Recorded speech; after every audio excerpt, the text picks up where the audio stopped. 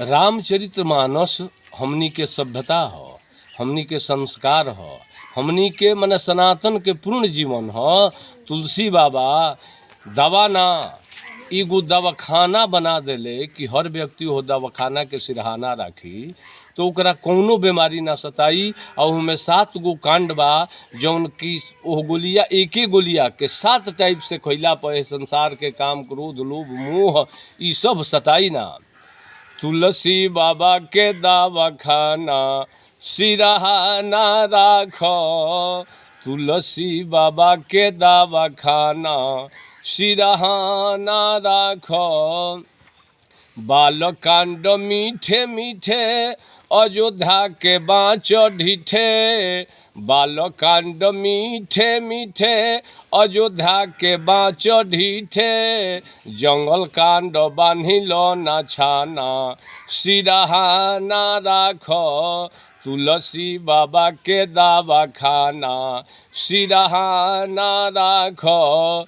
किष्किंधा के कड़ी कड़ी सुंदर कांड मुँह खड़ी, बाँचो राम नाम के ए दीवाना सिरहाना राखो, तुलसी बाबा के दवाखाना सिरहाना राखो। लंका कांड धीरे धीरे, लंका कांड धीरे धीरे काहे कि कहीं जीवन में, कहीं घर में, कहीं समाज में लंका कांड मत हो जा।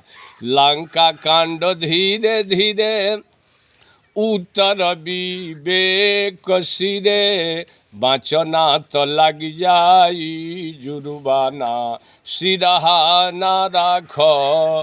भागी बेमारी हारी रहब निरोग शिकारी, पंथ परिचौरे पुराना सिरहाना राखो, पंथ परिचौरे पुराना सिरहाना राखो।